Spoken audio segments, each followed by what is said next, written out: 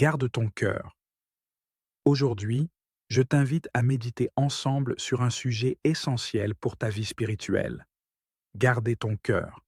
Il est important de protéger notre cœur, car c'est de lui que viennent les sources de la vie. Lorsque nous acceptons Jésus-Christ, le fruit de l'Esprit est déposé en nous, amour, paix, joie, etc. Ce fruit doit être cultivé par notre manière de vivre. Le cœur est le lieu où Dieu veut habiter. C'est aussi là que les attaques de l'ennemi essaient de s'infiltrer. Si nous ne veillons pas, l'amertume, la peur ou l'orgueil peuvent s'y installer. Mais en Dieu, nous avons la force de garder notre cœur pur. Utilisez les fruits de l'esprit. Face aux situations, choisissons de réagir par amour, douceur, patience. En les pratiquant, nous les faisons grandir. Communiez avec Dieu.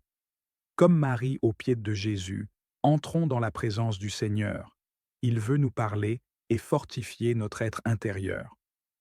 Méditez la parole. La lecture quotidienne de la Bible transforme notre cœur et nous éclaire. Laissez agir le Saint-Esprit.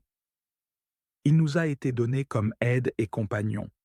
Il y a plusieurs expériences avec lui.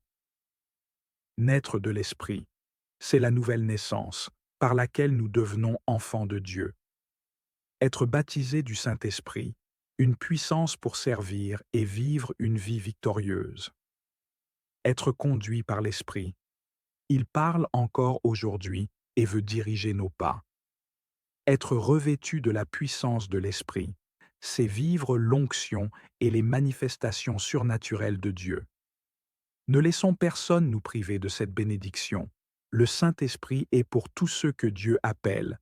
Veillons chaque jour sur notre cœur comme on veille sur un trésor précieux. Ce que nous laissons entrer influence notre manière de vivre. Soyons intentionnels dans nos choix, nos pensées et nos relations. C'est ainsi que nous verrons le fruit de l'Esprit porter du fruit en abondance. En mettant en pratique ces vérités, le fruit de l'Esprit mûrira en nous et nous vivrons une vie forte, fidèle et victorieuse dans le Seigneur Jésus-Christ.